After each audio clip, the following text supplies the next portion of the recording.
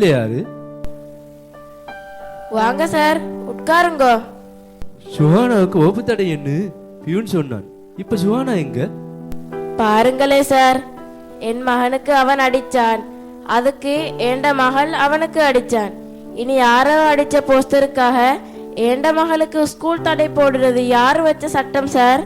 இப்படித்தான் ஆயிஷா, பிள்ளைகளுக்கு இடையில இப்படி பிரச்சனைகள் ஆயிட்டா வகுப்பு தடை போடுறது சகஜம், நிரந்தரம் என்றல்ல.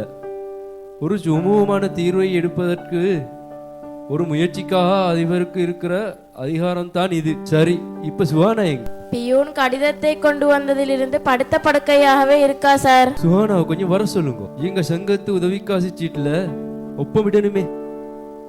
சார், எங்க கலனோல் எல்லாம் போஸ்டர் கிழிக்கிறாங்க. ஒட்டினவங்களே கிழிக்கிறாங்களோ யாருக்கு தெரியும்.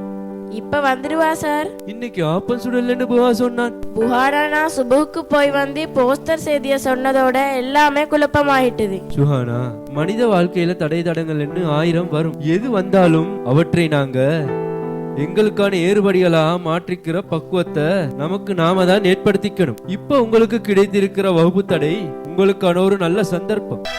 அதெப்படி சார்? நீங்க பாட்டு போட்டிக்கு இருப்பவதானே, இந்த 14 நாளையும் அதற்கான பிராக்டிஸுக்காக பிரயோஜனப்படுத்திக்கலாமே. சொன்னாலும் சொன்னீங்க, சரியா ஆணி அடிச்சா போல சொன்னீங்க மாஸ்டர். நேற்று சுஹானாவோட சப்பாத்துட அடிக்கலன்று ரொம்ப யோசிக்க வச்சிட்டுது.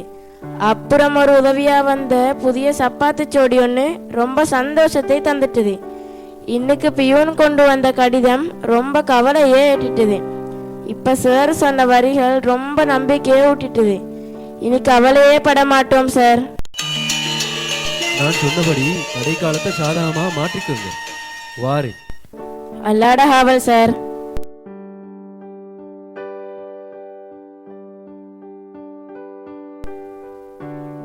மாஸ்டர் இருந்ததால மூடிக்கொண்டேன். சுஹானா, வந்து பாரு, பூவொன்று புயலானது. உனக்கு காட்டவென்றே கலட்டி கொண்டு வந்தேன்.